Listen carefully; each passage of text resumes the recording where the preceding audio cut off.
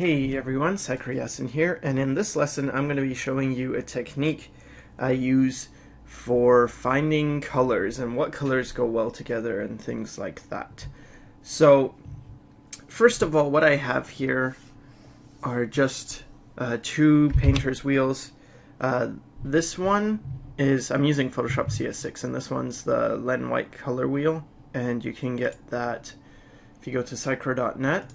And go to resources. There's a link to where you can download that. And then this one is just the Paint Tool Sci color wheel.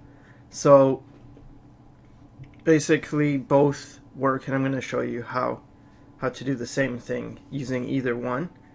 And what I have here is just a color wheel that it's not focused on light or dark. It just goes from saturated around the outside to desaturated in the middle. So in the middle it gets like more gray, and around the outside it's more colorful, bright, vibrant colors. So what's difficult when you're trying to color, especially digitally, it's not so bad traditionally because you just mix paints and then you're sort of limited already, but in digital you're just not limited, so it's very hard to know, out of all these colors, which ones do I pick. And the way I deal with that is to not use all the colors, but rather limit them. And the way I do that is with a gamut mask like this. So this is a teardrop shape, so I just call it the teardrop mask. And what it's done is basically it severely limits how saturated the colors can get, because only one color now can get really saturated. If you think about it, see, there's all these colors, but only one gets saturated, and so you have very few saturated colors, and then quite a lot in the middle, and then a lot more desaturated colors. But you'll notice here, for example, there's no blue, because here's orange and here would be the blues. So instead, if I wanted to use a blue, I would end up having to use one of these blue-gray colors. So, and can rotate this, so I can have any color scheme. Like if I want a green color scheme, then it's like, okay, so these are the colors I can use. And if I wanted to use purple or red or whatever. Anyway, so this just limits it, and this is pretty much, it's not what I use, but it's the idea of what I do. So another way to think about that, because I don't actually, like pull out this and just pick colors from here, because I need to pick light or dark. So I need the ability to control the value as well. So I don't use this. Instead, I just focus on these two. And the way I do it is to, first I pick a main color. So don't worry about all this stuff in the middle right now, because this is including value, right? You get light and dark. Just the outside ones, just this outside ring, to pick a color. So let's say, well, in this one, the main color is this, which is like here. So right here is that color. So this is the main color, right? So I can put that down here. Here's our main color. And then basically in the main color, I'm allowed to use all this. Anything in this triangle is okay. So I could use this color, I could use this color. It's okay, Everything in the main color is doable. But then I'm gonna limit myself in the color directly opposite. So directly opposite of this main color is going to be the complementary color, like that. So I'm going to severely limit this, and if you remember this teardrop, it's the same thing, right?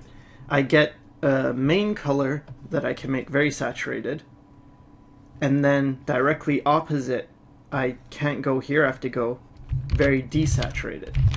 So that's what I'm going to do. I'm going to go to the opposite side, and now I'm going to stay desaturated. So I can use only colors that are in a very low saturation. And that looks like that. So what I've done is I've just blocked out a bunch of the colors I can use. And so I'm only using about 25% of the colors at my disposal. And that's if you go to the opposite color. So you have the main color and then you have the opposite color, right? Here's the opposite color. So the opposite color you can only use this much, whereas the main color you could use the whole thing. And in Paint Tool SAI or in any color wheel where it's a rectangle, it looks more like that. The reason it's a triangle in this is because it's a triangle, and you have to remember that the dark and saturated colors are very limited, so they get very small here, but here they're not, so it's big. Anyway, so then this is directly across. So let's say this main one is at 100%. I can use 100% of this space. Well, this one I can only use 25%. And then if I go to a color like a green, well, then I can use 50% because it's sort of in between, right? It's halfway. So then I can use a 50%, and I can use a, if I was at like a yellow, I could use maybe a 75%. So it just means the closer you are to this main color, the more colors, the more saturated your colors are allowed to be. Does that make sense? Like, and the closer you are to the opposite color, the more desaturated. So when I do this, here I have access to the whole thing. Here I don't have access to the most saturated colors, but I have access to most of the rest of the colors, just not the most saturated. So I've cut out that amount. And this would be for, you know, anything that's close to the main color, but not, you know, not the main color itself. So things that are near the main color would, you could still use a big chunk of them. And then as you get to halfway, it's like, oh, now you have to restrict yourself. And you can only use this many. So you still can use all the light and all the dark, but you can't use that much saturation. I can only go about halfway saturated. And then once I get completely to the opposite side, then I can only use this small amount. So the opposite colors are very desaturated. So in the real world, not real world, but in a practical example of this, what it means is that, bring that guy back. What it means is if I was using green and my main color is this red, I just look, okay, here's red, and I do this by eye. I don't like draw any grids or graphs or anything. I just look by eye like, okay, this red-ish thing is my main color, and this is quite a bit further, and this is my opposite. So this one, I know I can only stay in this area. I'm not allowed to go around here. And this is close, so it's like, probably I can use about this portion. I just sort of guess at it. Like, yeah, I could use a green like that, and it will look okay. I could use a green like that. Would be fine. Could use that. It's okay. Actually, that's a bit too saturated. You have to remember with this triangle one, again, that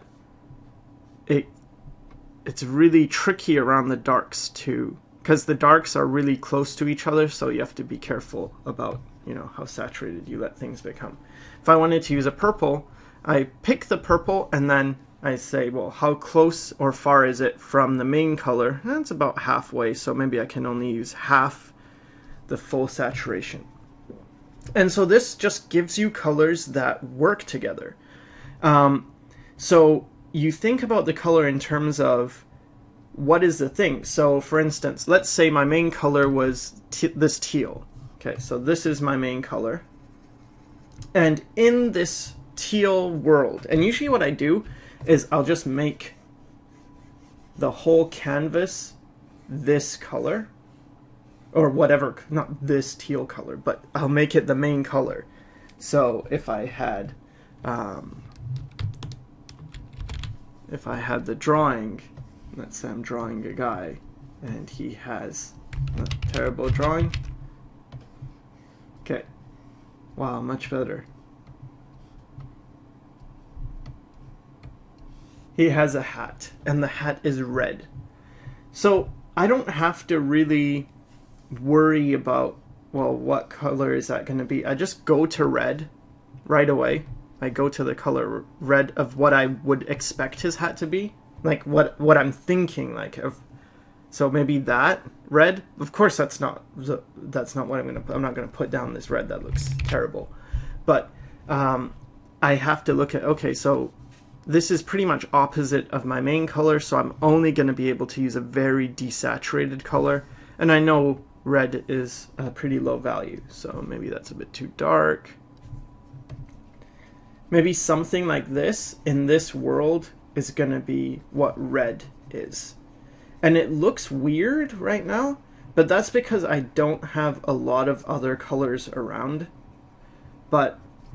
And you can see like all these other colors, but if you don't have anything to compare, I mean, if you stick with this and put a lot of other colors down, this will start to appear more and more red.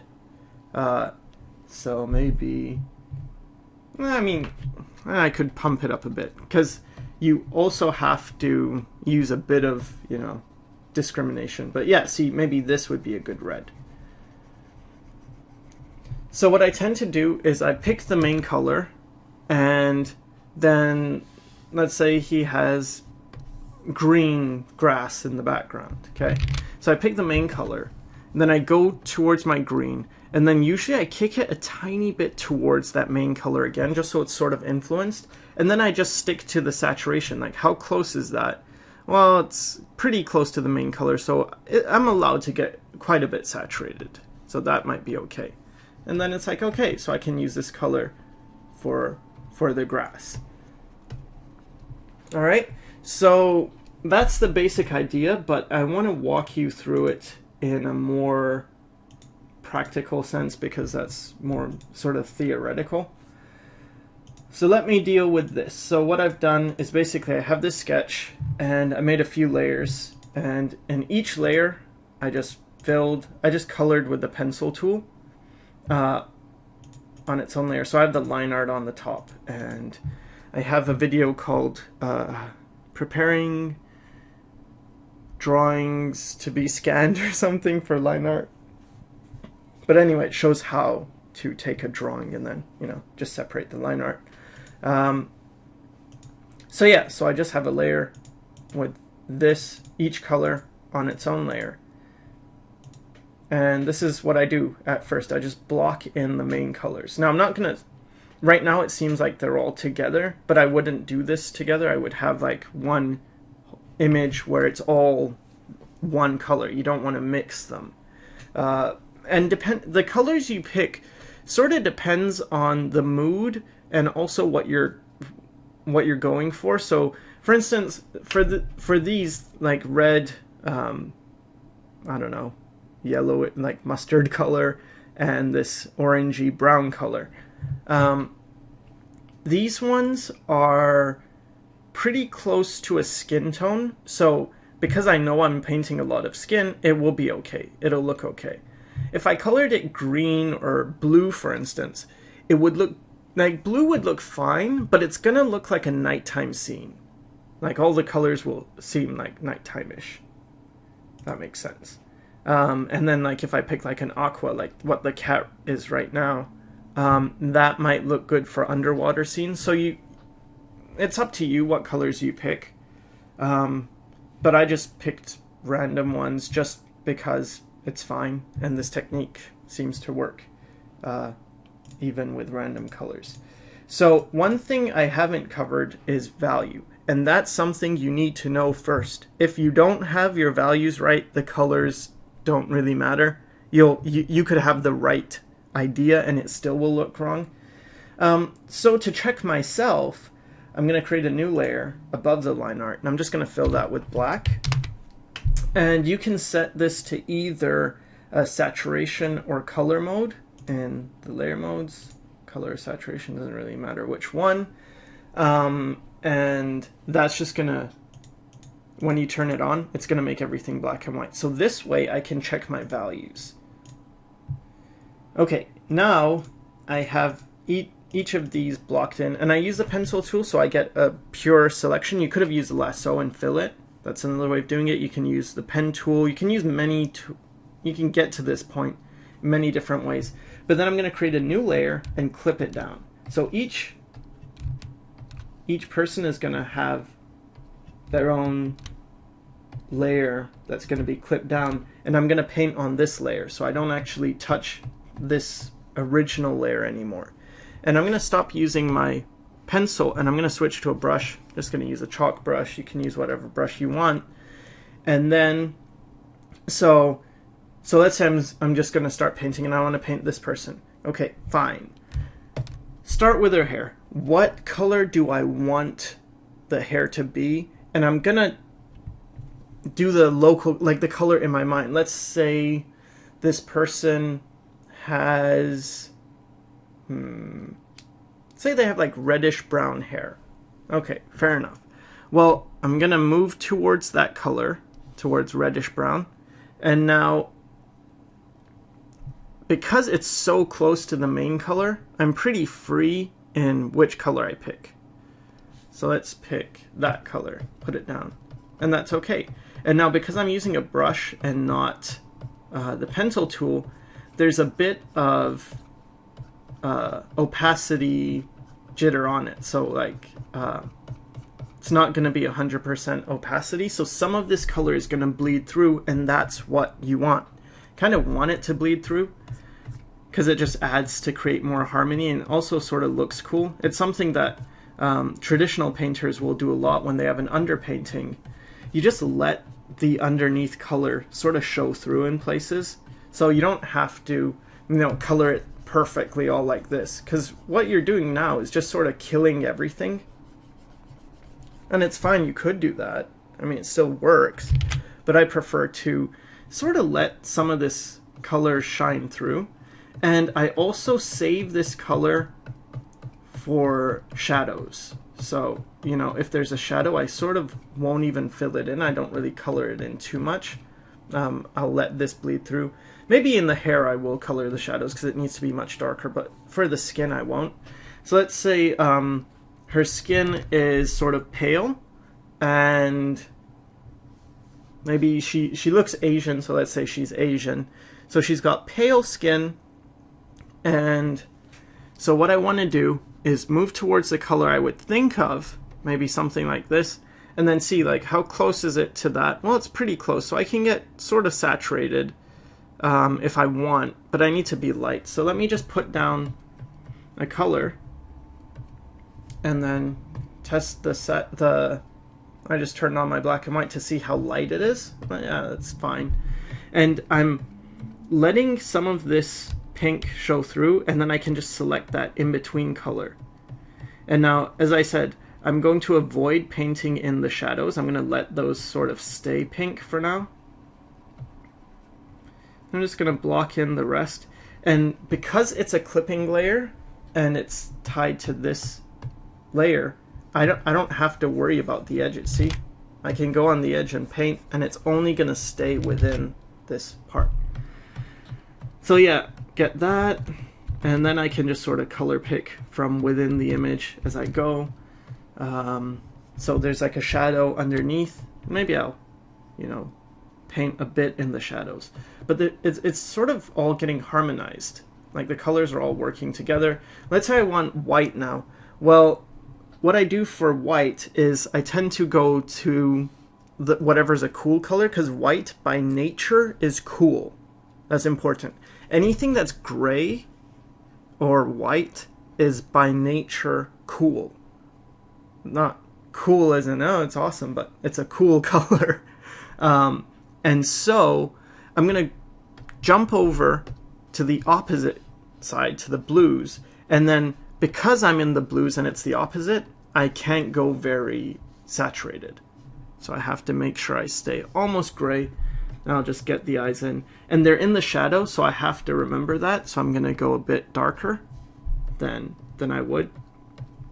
And there. And then for the highlights in the hair, I could actually leave it just this pink and it would be fine. Maybe for this one I will. Just leave that. And I can just fill in the colors a bit more. But, oops, let me just pick some of that original pink. And that's what I'll use for shadows. So now I've sort of got some pretty nice colors, like they're working well together. And let's say I wanted her to have not red hair, because since we said she's Asian, unless Asians are dyeing their hair red, which I'm sure they are, but let's say more like blackish hair, then I'm going to go over to the blues, get very desaturated. I'm going to use that as a color, something like this. In which case I can't have that pink for the highlight anymore. And even now I'm sort of painting and I'm varying my pressure, so I let a little bit of that pink show through. You can see here, see? There's a bit of pink showing through. Put that down, and then I can sort of fill in the colors. But you do have to know where your lights and your darks are going to go. And then for the highlights, I'm just going to get a bit lighter, but I'm going to make sure I stay very desaturated because I am in the opposing color. But see, even some of that red still shows through, but it looks fine. It kind of looks cool. So you don't have to worry too much about that. And gives you okay colors. So, all right, let's say this person's done. Let's just check the values. The values are okay, but they could be brighter. It's quite dull in the face, and that's not a bad thing, but just gonna add a bit more contrast. Maybe I'll add some pink to the cheeks, just a bit more. And yeah, so there, that's sort of working. And usually what I do after is I just go over the line art layer and then I get rid of the lines. And this is optional for you, you know, if you want your lines, all your lines to show, or if you want to make it a bit more painterly and start to get rid of the lines, then you can by just going over the line art layer.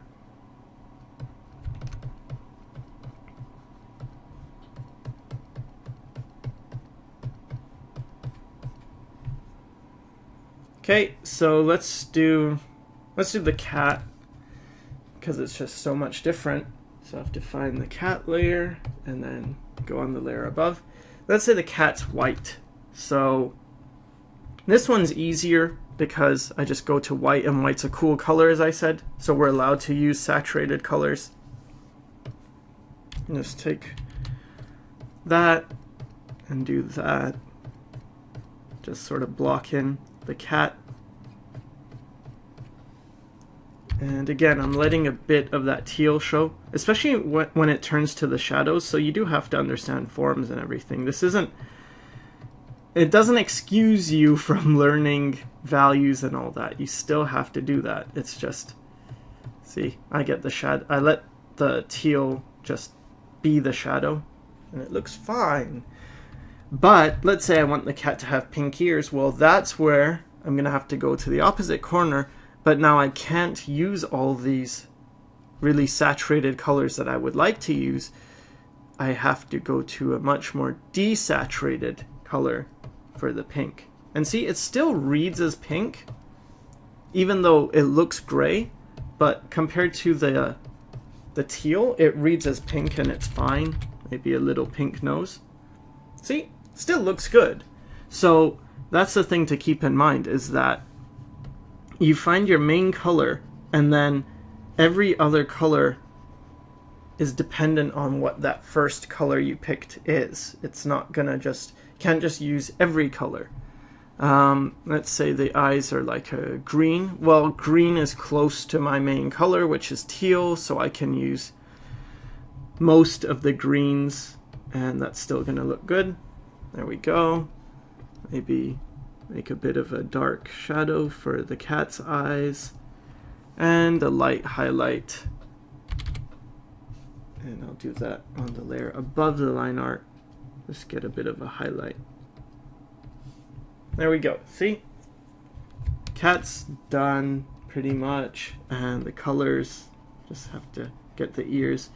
Colors are working and it looks fine, right? Even though this is not pink, but it's like a very desaturated thing. You probably wouldn't think of it. You'd probably think for pink to just go ahead and do that and get that color.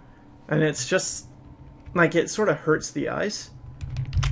So what you can do is you can cheat a bit and maybe bump up the saturation a little bit more than, like, you don't have to stick to this rule, but it's a good starting point. So yeah, and especially you'll notice like this part looks more, let's see, this part as it looks more gray because it's close to this paper texture, whereas the nose looks much more pink because it's surrounded by the blue.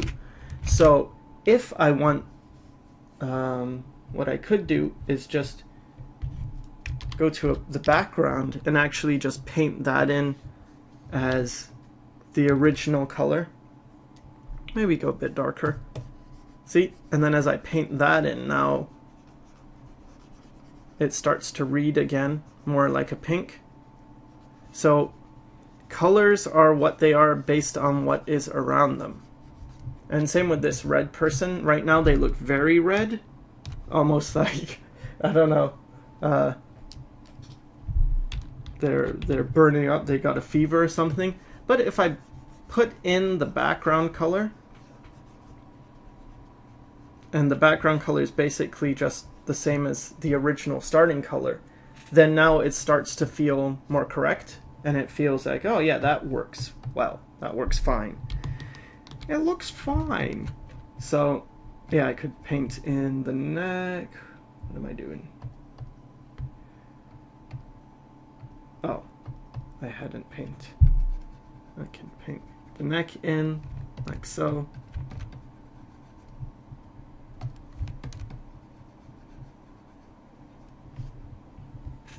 And that's fine. Let's just give her, just cause I can give her a blue shirt, and let's see what color that would be. It's very desaturated because it's in the opposite. So I'll put it down, but see, it still looks sort of blue, even though really, what color is that? It's looks gray. And because it's blending with the colors underneath, you can see like this part in this wheel thing shows up as a blue, but then this part, where it's a bit more transparent rather, that shows up actually as a purple, which it is, it's a purple, but it reads as blue because of the surrounding color. And then you got your other two characters, and I can start merging these, it's fine. Got your other characters, and this one's like this mustard color, so, okay, so mustard color, what's the opposite color? It's very desaturated, sort of navy blue. And something that's good to do, especially if you have things like this, these weird colors, and this is just my own style, so that's why it's all weird, but it's to make the opposite color the color of another part of the image seems to work well. So for instance, I'm making the hair the opposite color. Let's say you had a lot of one color and you want a color to sort of play off that, then you can just use the complementary color.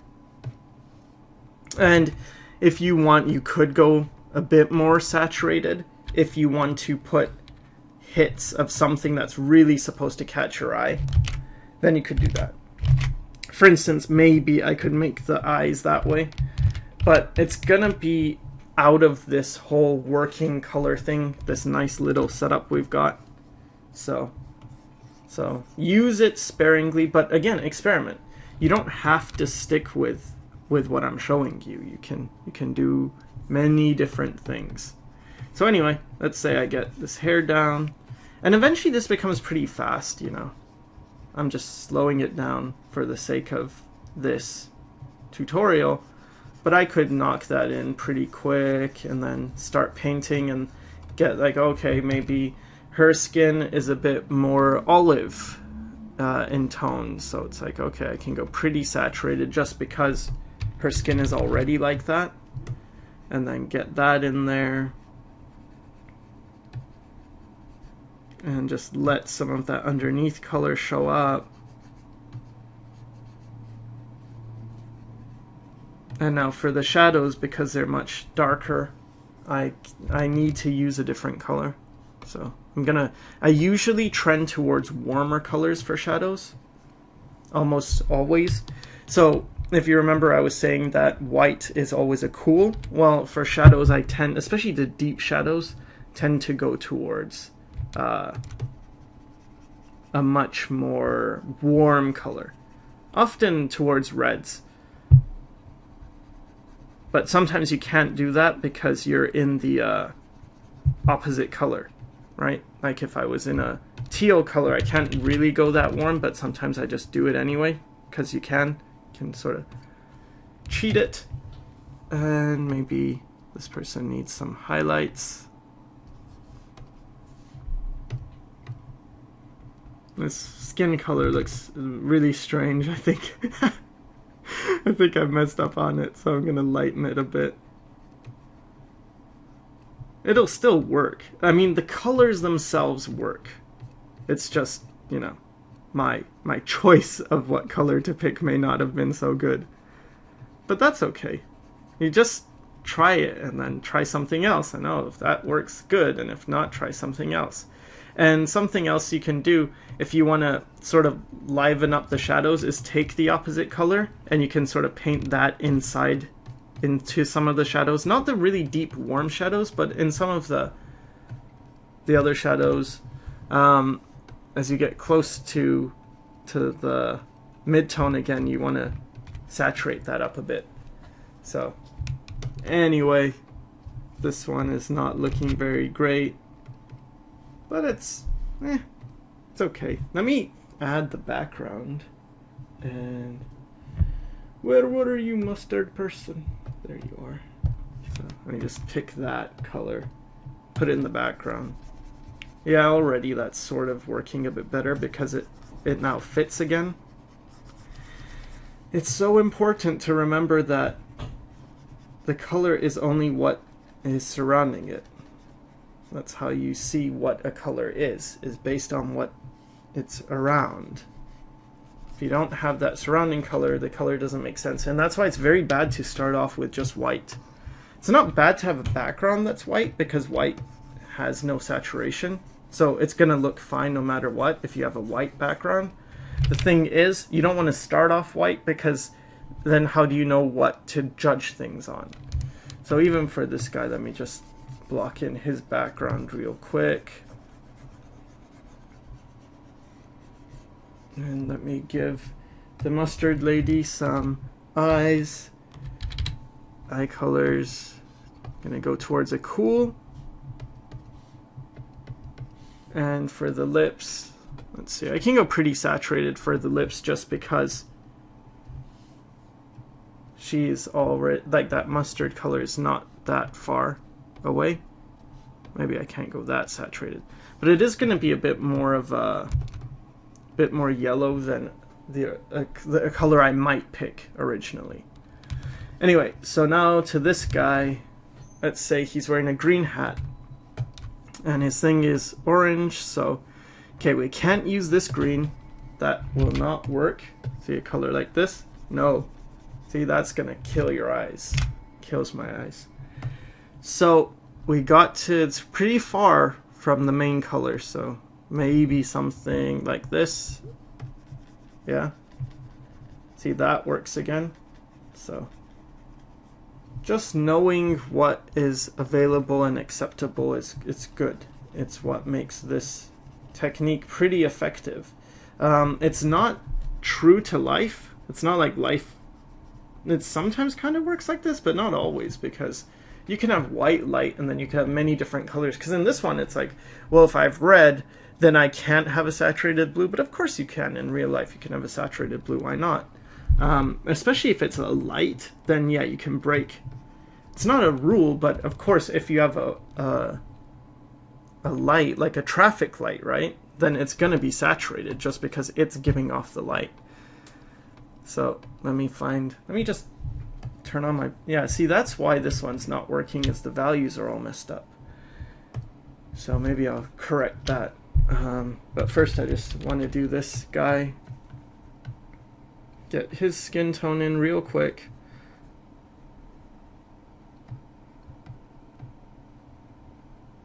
And again, letting some of that orange come through.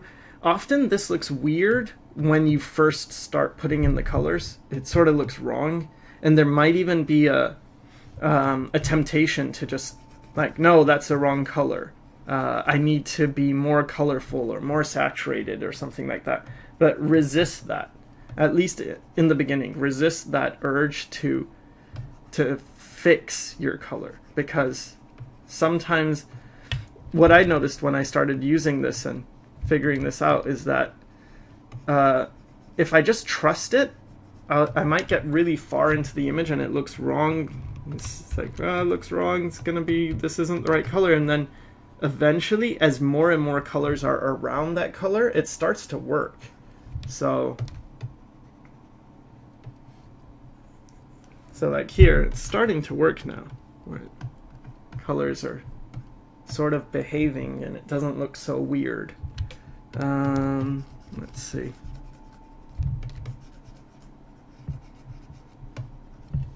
Let's say he's just wearing a green shirt. Can go desaturated. Get that in there. And the eyes, gonna be very desaturated gray blue. And then I did mention in one of the other videos I've done already about warms and cools, and how you can take the color and then sort of move towards a warm. So I'm going to just do that for his lips. I'm going to take the original color and just sort of bend it towards a bit more red. And in that video, people would ask me, really, how do you figure out the starting color? Well, in this one, you don't have to worry, because the starting colors are all there. And again, see, this reads as green. You look at his shirt, you look at his hat, and it's definitely green. When I click on his shirt anyway, it's a very dull yellow. It's not green at all. And I could use that even in the background, and it would be fine to like make him pop off the page. Could do that. And I'm sort of scribbling it in because I want some of that orange to show through. So, not just doing it because I'm lazy. I'm mostly doing it because I'm lazy, but not only doing it because I'm lazy. Anyway, yeah, so I just want to darken Mustard Girl's hair. I feel sorry for her now. I keep calling her Mustard Girl, and she's gonna just be very sad.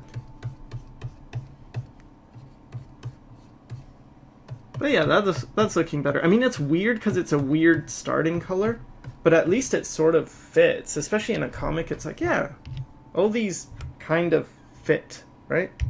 So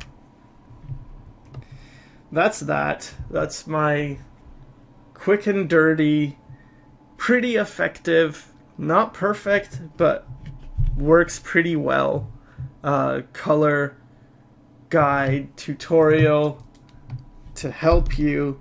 If it helps, I'm glad. I hope it helps. And thanks for watching.